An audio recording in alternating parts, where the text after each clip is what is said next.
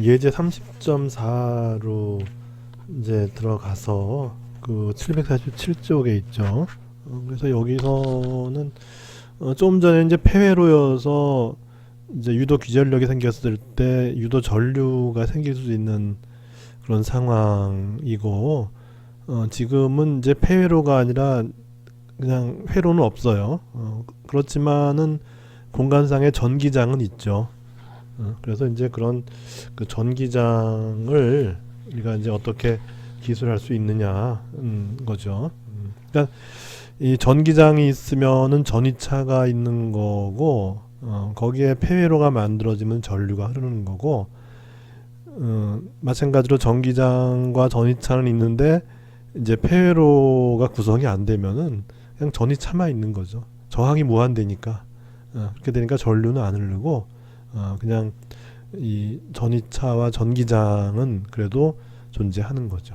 그래서 지금 이와 같은 그런 솔레노이드가 있는데, 그 솔레노이드 외부와 내부에서의 이 전기장 벡터가 어떻게 생기느냐. 근데 그 전기장 벡터가 생기는 모양이 마치 우리 이제 전류가 흘러가는데, 직선 전류가 흘러가는데 주위에 이 자기장이 생기는데, 그 자기장의 특성이 동심원을 갖다 우리가 생각한다면은 동심원상에서 이제 자기장이 접선 방향이고, 그리고 뭐 이제 중심으로부터의 이제 거리에 이제 반비례하게 그렇게 생기고, 이제 방향은 다 접선 방향으로 그렇게 생긴다, 그렇게 됐잖아요. 근데 여기에 전기장 아까 좀 전에 앞에서 했듯이 이 전기장이 마치 그 자기장처럼 접선 방향으로 이렇게 전기장 벡터가 생겼죠.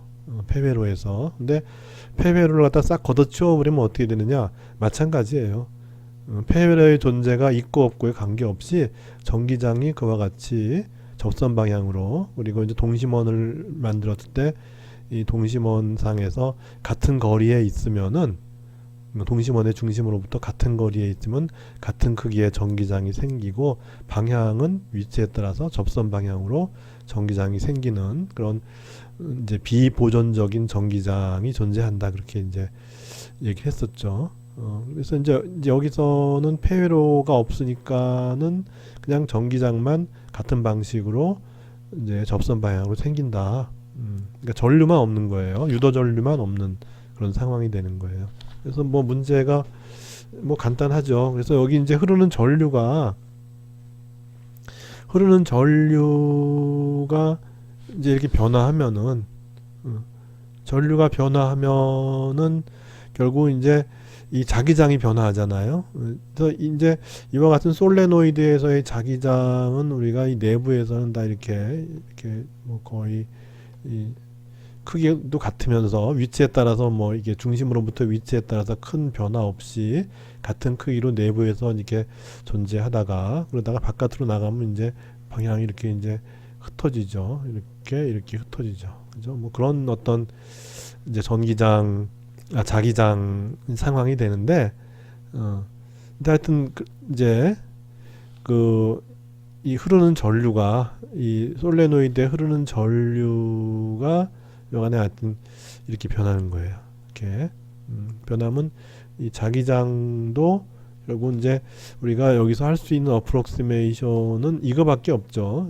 그래서 이거는 무한히 길 때 하는 어프록시메이션이라고 여러 번 이제 얘기했으니까 좀 뭐 귀가 따갑도록 했으니까, 그래서 정확한 건 아니에요. 그래서 지난번에 이제 유한할 때 뭐 직경에 비해서 요 길이가 2배일 때는 결국 이제 최대 가운데 중심점에서의 최대 자기장이 무한히 긴 거에 비해서 0.7, 즉 70%밖에 안 되는, 이제 딱 그랬죠.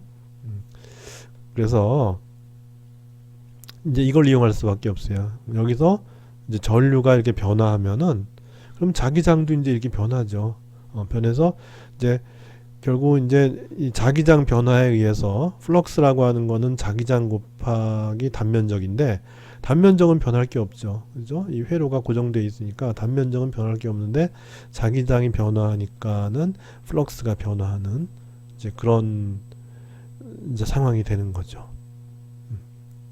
그렇게 되고 그렇게 해서 이제 우리가 이제 플럭스 변화를 살펴보면 이 바깥쪽에서 이렇게 이 바깥쪽에서의 그 어떤 이제 요 R에서부터 중심에서부터 이 이제 요 솔레노이드의 바깥쪽이에요. 그러니까 요 중심으로부터 거리를 R이라고 할 때 요 R이 요 솔레노이드의 반지름 라지알보다 이제 큰 이제 그런 경우죠. 그렇게 해서 이제 이 플럭스 변화 여기 요 이제 요 이 원 반지름이 R인 원 내에서의 그 플럭스 변화를 볼 것 같으면은 이제 플럭스라고 하는 건 자기장 곱하기 면적인데 여기서는 플럭스가 결국 이제 요 내에서만 존재하죠. 그죠? 이게 무한히 길다고 봤으니까는 요 바깥쪽에서는 이제 자기장이 0이죠. 근데 실제로는 0이 아니죠. 실제로는 0이 아닌데 우리가 이 공식을 쓰는 순간 내부에서는 일정하고 외부에서는 0이다 그렇게 해서 우리가 앙페르 법칙을 적분을 통해서 이제 요런 이 자기장의 크기를 구했잖아요.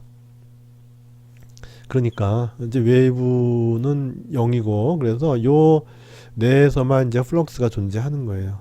그러니까 B고 일정한 자기장이 있고 그 다음에 단면적은 바로 요 솔레노이드의 단면적이에요. 파이 R 제곱 이렇게 해서 이제 플럭스가 만들어지고 여기서 이제 B가 변화하니까 dB dt 되고 이제 여기 마이너스 파이 R 제곱 이렇게 되는 거죠. 그렇게 해서 이제 여기서 이제 B가 이렇게 된 거니까 요 B의 변화량을 보는 거죠. B의 변화량을 볼 것 같으면은 여기에 코사인 오메가 t니까 코사인을 미분하면은 마이너스 사인이 되니까 여기 앞에 마이너스가 있는 게 마이너스 사인이니까 플러스가 되고 그 다음에 이제 오메가가 하나 더 곱하죠. 오메가 사인 오메가 t 이렇게 되죠. 그죠? 코사인 오메가 t를 미분하면 오메가 사인 오메가 t. 그래서 마이너스가 나가는데 마이너스는 앞에 원래 있던 마이너스하고 상쇄가 돼서 그리고 이제 이와 같은 이제 유도 기전력이 생기는 거죠. 이만큼의 유도 기전력이 생기는 것이고 그러면 이제 전기장은 어떻게 되느냐? 이 기전력으로부터 구하면 되죠.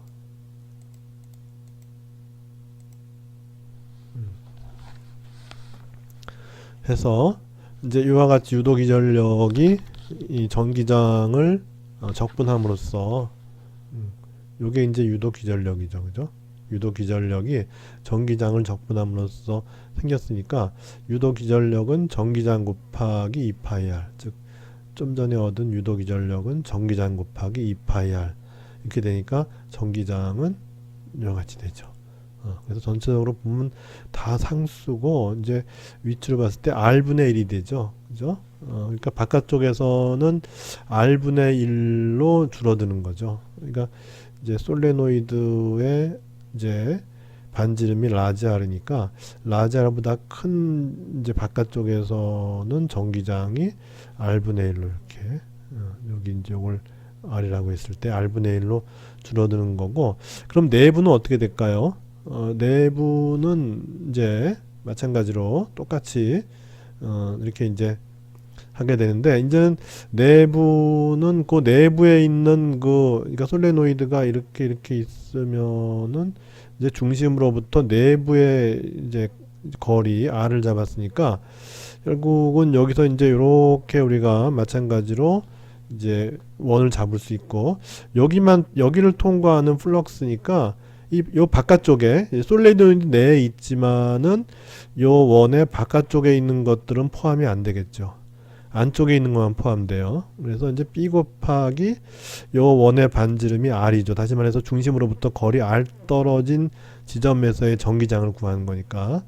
그래서 이제 결국은 이제 요 R 지점 중심으로부터 지점 R까지 이제 를 반지름으로 하는 원을 그리면은 그 원의 면적은 파이 R 제곱이 되고 곱하기 B 이렇게 된 거죠. 그렇게 해서 이제 차이는 이제 요걸 곱해 주는 거죠. 요거 파이 r 제곱을 dBdt는 뭐 변할 거 없고 똑같이 그래서 이제 곱해 준 거예요. 그래서 이렇게 나오고 그래서 이제 우리가 이제 전기장은 똑같이 이제 이걸 통하면 2 곱하기 2 파이 r은 그냥 똑같은 거고 그렇게 되고 이쪽이 이제 이렇게 되니까 전기장은 이제 이렇게 표현이 되는데 앞에서와의 차이점은 r분의 1이었어요. 그죠?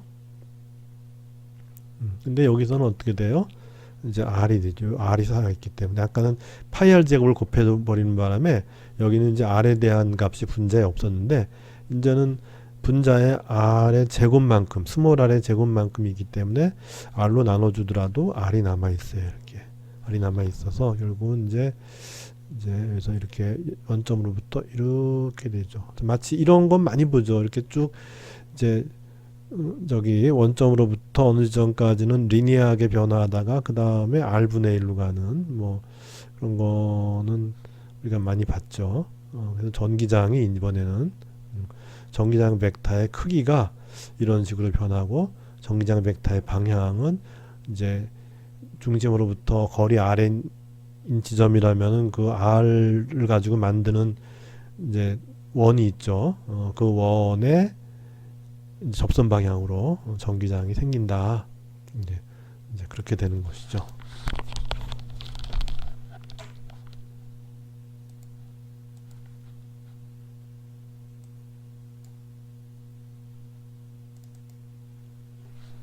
그 다음에 이제 그 748쪽에 이제 발전기와 전동기인데 이 앞에서 우리가 이 28장 5절에서 뭘 했냐 하면은 이제 이와 같이 자석 사이에 즉 이제 자기장이 존재하는 지역이란 거죠. 자기장이 존재하는 지역에 폐회로를 만들어서 그 폐회로에 전류를 흘리면 어떻게 됐죠? 그 폐회로가 토크를 받죠. 토크를 받아서 회전하죠. 그죠? 그런 거예요. 그게 바로 이제 전동기인 거예요. 이제 그때는 전동기란 말을 안 썼죠.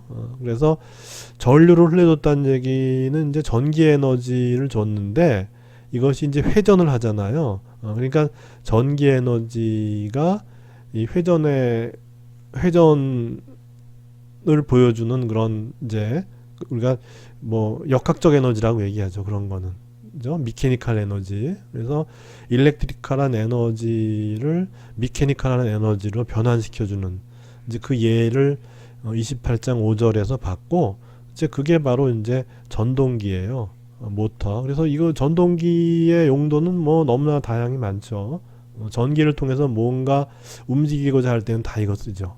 뭐 예를 들어 배 같은데 보면 그 배가 앞으로 진행하기 위해서 배 뒤쪽에 이제 스크루라는 걸 만들어서 돌아가게 하잖아요. 뭐 그런 거 그런 게 이제 바로 이 전기 에너지를 역학적 에너지로 바꿔주는 이제 그런 예가 되겠고 그게 전동기고 발전기는 뭔가 하면 이제 그것의 역이에요. 그러니까 전기를 공급해줘서 전류를 흘려주니까는 이 자기장하에서 전류를 흘려주니까는 뭐 힘을 받고 그 힘의 합은 0인데 뭐 토크의 합이 0이 안 되어서 회전하고 뭐 그런 걸 이제 28장 5절에서 했는데 이 발전기는 뭐냐 하면은 그냥 이렇게 회로를 만들어 준 다음에 폐회로를 이제 돌려줘요. 미케니컬하게 돌려줘요.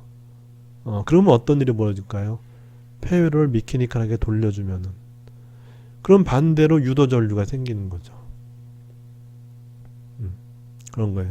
유도 전류가 생기면은 결국에 전이차가 생기는 거고 그게 이제 발전기인 거죠. 전기를 생산하는 거죠.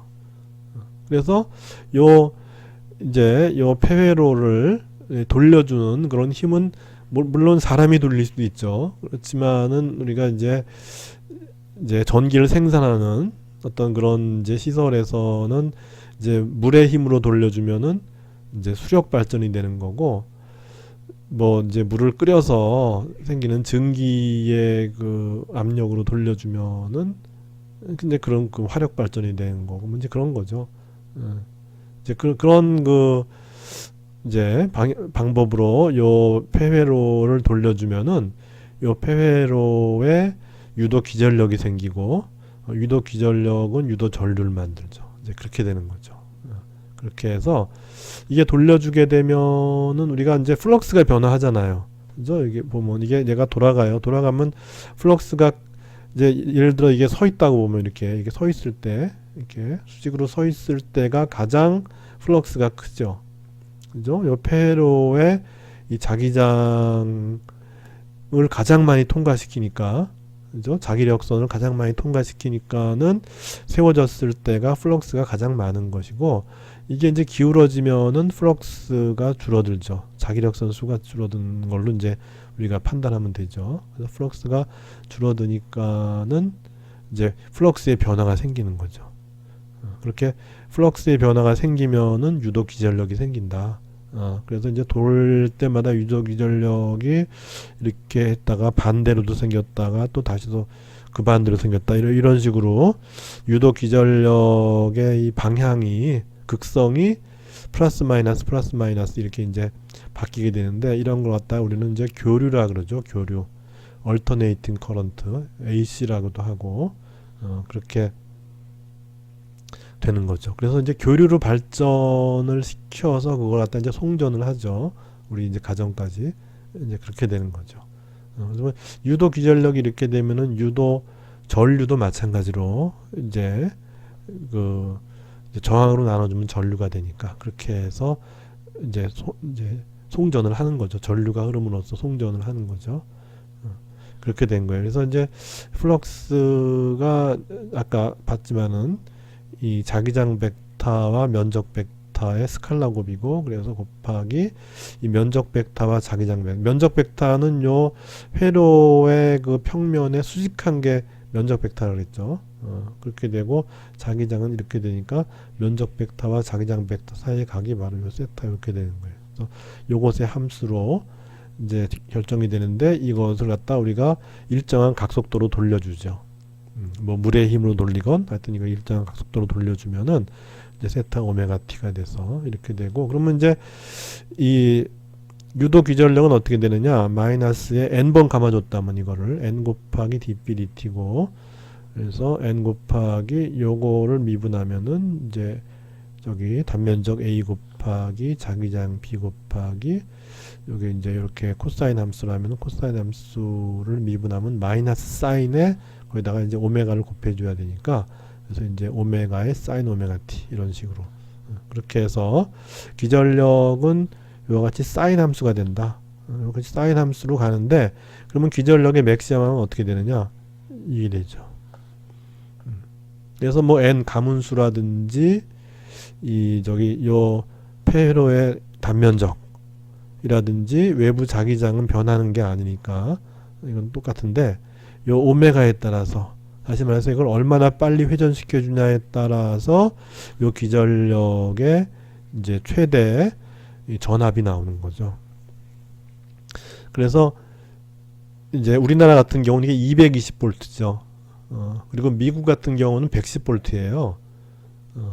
그래서 결국 이제 그 얘기는 뭐 다른 게 다 똑같다면은, 요 상황이 다 똑같다면은 결국은 이제 우리나라의 경우에 이 회전을 시켜주는 요 폐회를 회전시켜주는 이제 각진동수가 미국에 비해서 이제 2배가 된다. 굉장히 빨리 회전시켜준다. 그러면 빨리 회전시켜주는 이유는 기전력을 높이기 위해서 이제 그런 것.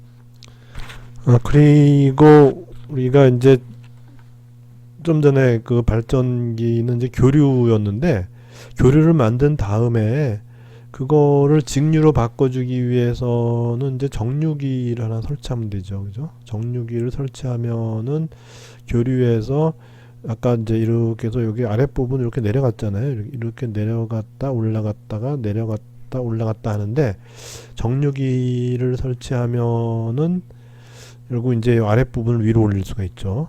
이렇게 해서 이제 한쪽 방향으로만 전이차가 생기고, 따라서 이제 그것에 의해서 직류 전류가 흐르게 되는 그런 이제 직류 발전기도 우리가 만들 수 있다 하는 것이고, 그리고 전동기는 조금 전에 앞에서 얘기했지만은 우리가 자기장 하에 있는 폐회로에 이 전류를 공급하면은 거기에 토크가 생겨서 그 폐회로가 회전을 하게 되고, 그 회전하는 그 미케니컬 에너지를 이용해서 뭔가 하여튼 회전시키는 어떤 그런 그 동력으로 이제 우리가 이용할 수 있는 이제 그런 이제 그런 그 우리가 이용할 수 있는 거죠.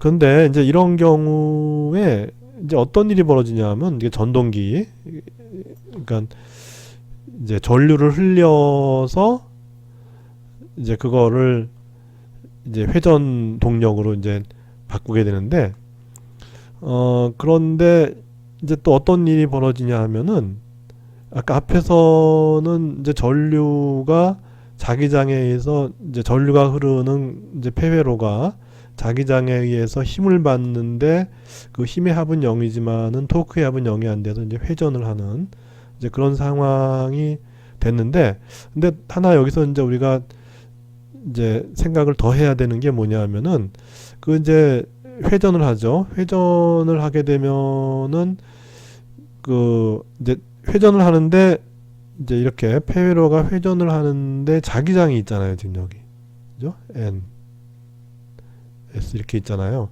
그러니까 이 폐회로가 자기장 하에서 회전을 하니까는 어떻게 되죠? 이 회로를 통과하는 매그네틱 플럭스가 변화하잖아요. 그렇죠? 네. 그래서 이제 이 자기장 하에서 흐르는 전류가 흐르는 이제 도선이 힘을 받아서 회전을 해서 미케니컬 에너지를 만들려고 했더니, 이 폐회로를 통과하는 회전을 하는 동안에 이 폐회로를 통과하는 자기 플럭스가 변화가 되니까는 유도 기전력이 생기는데, 이 유도 기전력은 우리가 여기 보내주는 이제 전류, 여기 이제 요 폐회로에 보내주는 전류와 반대 방향으로 생겨요. 예, 그래서 그게 이제 역기전력이라 그래요. 역기전력. 예, 그래서 이제 그 이제 기전력이 항상 그것이 이제 역기전력이 돼버리는 거예요. 그러니까 역기전력이 되면은 지금 이제 전류가 지금 예를 들어 이 방향으로 흘렀다 그러면은 그것이 역기전력이 되는 거니까, 이제 반대로 여기서 이제 이 폐회로에 전류를 흘려주는 기전력과 반대가 되는 거니까 전류가 반대로 흐르겠죠. 그죠? 그래서 그 이제 유도기전력에 의한 유도전류를 우리가 I'이라고 한다면은, I'을 유도전류라고 한다면은, 이 유도전류의 방향은 이 회로에 공급해주는 그 전류와 반대가 돼서 이제 전류를 감소시킨다 이거죠. 전류 감소시켜요. 전류를 감소시키면은 결국은 토크가 줄어들겠죠. 토크가 줄어드니까는 회전하는 동력이 줄어들게 되겠죠. 이제 그런 문제가 생긴다는 거예요. 이런 전동기에서는.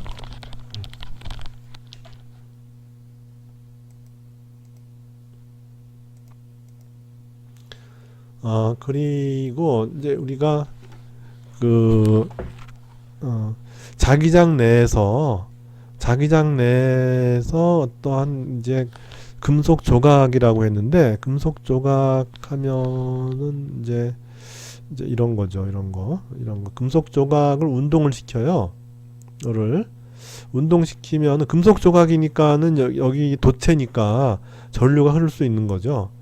그런데 지금 이제 예를 들어 금속 조각이 여기 있다가 이렇게 이제 가는 거예요. 가면은 어떻게 되냐면은, 예를 들어 이쪽에 있을 때는 이제 여기 N에서부터 이렇게 이제 자기력선이 나오겠죠. 이렇게도 나오고 뭐 가운데로도 나오고 이렇게 이제 주로 이제 가운데 쪽으로 세게 나오고 가장자리 쪽은 좀 약하게 나오잖아요. 근데 이렇게 금속 조각이 요 가장자리에 있게 됐을 때는 결국은 자기장의 세기가 약해요. 약하니까는 결국은 이제 금속 조각을 통과하는 플럭스가 이제 작죠. 작은데 얘가 점점 안쪽으로 들어가게 되면은 자기장의 세기가 세지죠. 세지고 이 면적은 변하는 게 없죠. 근데 자기장의 세기가 세지니까는 플럭스가 세져요. 플럭스가 세지면은 우리는 그 렌츠의 법칙에 의해서 이제 그 세지는 거를 반대하는 쪽으로 우리가 플럭스를 자체적으로 만들어야 되는 거죠. 그래서 자체적으로 만들려면은 결국 이제 자기장이 지금 N에서 S 쪽으로 이렇게 가는데 그거를 방해해야 되니까 여기 이쪽에서는 자기장이 반대로 이렇게 이쪽으로 이렇게 나오는 쪽으로의 이제 그 기전력이 생기는 거죠. 기전력이 생겨서 그것이 이제 전류를 만들면은 그 전류에 의한 그 매그네틱 모먼트 및 자기장이 이 자석의 방향과 반대 방향으로 생기는 거죠. 그렇게 해서 이제 우리가 오른손 엄지손가락으로 유도되는 이 자기장의 방향으로 이렇게 잡게 되면은 나머지 4개의 손가락이 가르치는 방향이 바로 유도 전류의 방향이 되죠. 그래서 이제 나머지 손가락으로 이렇게 이제 잡게 되면은 이제 요 방향이 엄지손가락의 방향이고 나머지 4손가락의 방향은 바로 이 방향이 되죠. 이 방향. 즉 반시계 방향이 되죠. 반시계 방향으로 유도 전류가 흐르게 된다는 거죠. 그래서 요 금속 조각 이 금속 조각 내에서 유도 전류가 이렇게 이제 뺑뺑 도는 것 같이 이렇게 그러니까 자기장을 낼래니까는 결국 이제 폐회로가 만들어져야 되잖아요. 폐회로가 만들어져야 되니까는 그 폐회로를 의미하는 어떤 그런 단어로서 저 사람들은 이제 에디라 그랬는데 에디 커런트라 그랬는데 우리말로 번역해서 이제 맴돌이 전류. 맴돌이 하면은 우리가 이제 뺑뺑 돈다니 그런 의미로 받아들이면 되죠. 그래서 요 금속 조각 내에서 뺑뺑 도는 그런 전류가 생기는데 그걸 갖다 이제 맴돌이 전류 우리말로는 그리고 저쪽 이제 원어로는 이제 에디 커런트 이렇게 이제 하게 되는 거죠. 그러다가 이제 예를 들어 여기다가 이제 나간다고 보세요. 나가요. 나가게 되면은 지금 어떤 일이 벌어지냐면은 지금 요 가운데 있을 때는 이제 이쪽 자기장을 받았죠. 이렇게 갔죠. 하는데 나가게 되면은 이제는 이렇게 가는 자기장이 줄어들었으니까 이제는 나가게 되면 이렇게 가는 자기장 이렇게 가는 자기장이 증가하도록 이제 맴돌이 전류가 흐르겠죠. 그죠? 그러니까 여기서는 지금 이쪽으로 이제 자기장이 생기도록 맴돌이 전류가 생겼다면은 이쪽으로 나가게 되면은 반대쪽으로 자기장이 증가하도록 맴돌이 전류가 생겨요. 그렇게 해서 이쪽 방향으로 마찬가지로 엄지손가락을 놨을 때 나머지 4손가락이 가르치는 방향은 바로 이런 방향이죠. 그죠? 즉 시계 방향으로 이제 맴돌이 전류가 흐르게 되는 거죠. 이제 그런 상황이 벌어지게 되는 거예요. 그래서 이와 같은 이제 맴돌이 전류를 이제 이용해서 우리가 어떤 실생활에 응용하는 게 여러 개가 있죠. 그래서 이 책에서 설명하는 거는 이제 브레이크예요. 브레이크. 그래서 뭐 그런 그 지하철이나 이제 고속주행 차량이라 그러니까 우리 이제 KTX 그런 거겠죠. 그런 거에서 제동 장치인데 어떤가 하면 이제 여기 똑같아요. 자기장이 있고 아까 조금 전과 똑같은 거죠. 자기장이 있고 근데 여기서는 아까 앞에서는 이제 이 맴돌이 전류가 받는 힘을 갖다가 계산 안 했죠. 힘을 계산 안 했어요. 그래서 그냥 아까 이제 그렇게 이제 그런 그 금속 조각이 자기장 내에서 그렇게 이제 운동을 할 때 이 맴돌이 전류가 어떤 방향으로 흐르느냐 해서 이제 자기장에 입사하기 직전에는 반시계 방향으로 흐르고 자기장에서 벗어날 때는 시계 방향으로 맴돌이 전류가 흐른다. 여기까지만 했고 이제 여기서는 그 맴돌의 전류가 만드는 힘을 갖다가 우리가 이제 생각해 보자는 거죠. 그래서 힘이 생기면은 이제 그 힘에 의해서 뭔가가 이제 운동이 이제 제약이 되겠죠. 이제 그런 걸 생각해 보자는 거예요. 그래서 이제 그 맴돌의 전류가 이렇게 흐르는 건 했고, 그러면 이제 힘을 계산할 때 이 힘은 예를 들어 여기서 이쪽에서의 그 이 전류는 지금 이제 이 방향으로 이렇게 흐르는 거, 이게 반시계 방향으로 흐르니까, 그래서 요 점에서의 전류는 이렇게 이제 흐른다고 보면은, 왜냐하면 우리는 이제 FB가 이제 유도 전류 I 곱하기 L 곱하기 B 이렇게 이제 했잖아요. 그러니까 이제 이걸 계산하는 거예요, 이걸. 그래서 L 벡터가 지금 이 위로 작용하는 거죠. B 벡터는 들어가죠. 그래서 L 벡터에서 B 벡터 쪽으로 오른나사를 돌리면은 오른나사는 시계 방향으로 돌아가죠. 그렇게 해서 힘의 방향은 바로 이 방향이 되는 거예요. 그런데 요 금속 조각은 지금 이쪽으로 운동하고 있었는데 힘이 일로 작용하니까 어떻게 돼요? 속도가 줄어들겠죠. 그래서 이제 감속시킬 때 제동장치 감속시킬 때 이용된다는 거예요. 이쪽으로 갔을 때도 마찬가지죠. 이쪽으로 갔을 때도 이제 속도가 줄어들죠. 나가고자 할 때도 마찬가지로 이제 맴돌의 전류가 이렇게 이제 시계 방향으로 흐르니까 이제 L 벡터는 이렇게 잡으면 되죠. 이렇게 이쪽으로 이렇게 잡게 되고 B 벡터는 안으로 들어가요. 그래서 L 벡터 이쪽에서 B 벡터 들어가는 쪽으로 오른나사를 돌리면 오른나사는 일로 빠지죠. 이렇게 빠지는 방향으로. 즉 이제 힘의 방향은 이 방향이 되는 거예요. 그러니까 이게 들어가고자 할 때도 힘을 가해서 제동을 하고 자기장을 나가고자 할 때도 힘을 가해서 제동을 해요. 그러니까 속도가 줄어들겠죠. 이제 그런 거예요. 그런 건데, 그러면 만약에 이런 경우에 여기 이 금속 조각을 갖다가 이렇게 이제 홈을 만들었어요. 이렇게 홈을 만들어서 이제 했을 때 이거하고의 차이점이 있겠느냐? 여기는 그냥 통으로 만든 금속 조각이고 여기는 금속 조각에 홈을 팠어요. 이렇게 홈을 팠을 때 차이가 있겠느냐? 어떤 차이가 있을까요? 여기서는 전체가 다 금속이기 때문에 맴돌의 전류가 이렇게 흐를 수 있었는데 여기서는 맴돌의 전류가 이렇게 흐르고자 할 때 어떻게 되죠?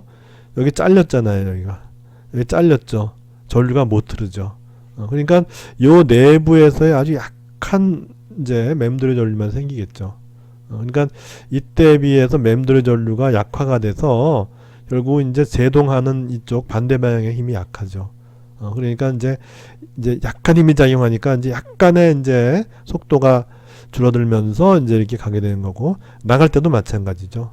나갈 때도 제동하는 힘이 약간 이때에 비해서 맴돌의 전류가 약해지니까 이제 힘도 약해져요. 그러니까는 제동하는 힘이 약해지니까 좀 스무스하게 이렇게 이때는 이제 제동을 하긴 하지만은 이제 오래 걸리는 거죠. 그러니까 좀 약간 속도가 줄어드는 감은 있지만은 하여튼 여간에 이렇게 이제 스무스하게 속도를 가지고 가게 되는 그런 상황을 만들 수 있는 거고, 이 상황은 이제 제동력이 크기 때문에 바로바로 이제 속도가 줄어들어서 이제 정지하게 되는 이제 그런 이제 상황이라는 거죠. 그렇게 해서 이제 맴돌의 전류 이용하는 예를 봤는데, 우리가 뭐 또 한 가지 예를 든다면 어떤 게 있을까요? 맴돌의 전류의 예가 있다면, 우리 요즘에 음식점에 가면은 인덕션이라고 얘기를 하죠. 인덕션 장치가 있죠. 그러니까 그 플라스틱 그 판이 있는데 거기다가 냄비를 올려놓으면은 그 냄비에서 있는 뭐 음식이 있다거나 하면은 음식이 이제 그 요리가 되잖아요. 그렇다는 얘기는 이제 열을 가하게 된다는 얘기인데, 도대체 그 열은 도대체 어디서 나오느냐? 바로 이제 이 맴돌의 전류죠. 그러니까 그 이제 앞에 이제 예를 들어서 이제 그런 판이 이렇게 있으면은 그 아래쪽에 이제 코일이 있는 거죠. 이렇게 코일이 있고 여기에 흐르는 전류가 이제 교류 전류다.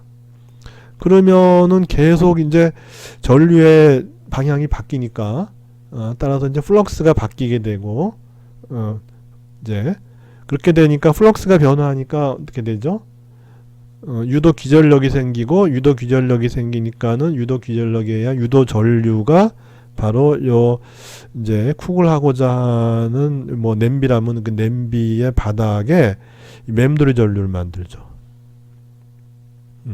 맴돌이 전류를 만드는데 이 쿡하는 냄비에 저항이 있을 테니까 그렇게 되면은 이제 저항이 있는 어떤 그 금속에 전류가 흐르니까 그럼 열이 나겠죠. 열이 나게 되니까는 여기 이제 여기 담겨 있던 그런 그 이제 그 음식이 이제 조리가 되는 이제 그런 거. 그래서 하여튼 우리가 그런 그 유도에 의한 이제 그런 이제 그 유도 현상에 의한 그런 그 이제 기전력의 그 효과를 이제 우리가 이렇게 그 이제 실제 실생활에 우리가 이용할 수 있는 이제 그런 예가 뭐 이거 말고도 또 있을 텐데 지금 이제 당장 생각나는 것이 우리가 주위에서 많이 볼 수 있는 거는 바로 이거죠. 이거 유도에 의해서 우리가 뭐 이전에는 뭐 가스 같은 걸 해서 뭐 불을 켜고 해서 이제 그렇게 쿡을 했는데 이제 깔끔하게 그냥 아무것도 없는데 그 냄비가 데펴지는 그렇게 해서 냄비 내에 있는 그 음식이 이제 조리가 되는 뭐 그런 이제 것을 우리가 이용할 수 있는 이제 그런 데까지 우리가 이제 이르렀고 하여튼 그것이 이제 앞에서 유도 기전력이 생기면은 이제 유도 전류가 생기는데 그 유도 전류가 어떤 그 서킷을 만들어서 이렇게 흐르면은 요 내에서만 이렇게 흐르게 되잖아요.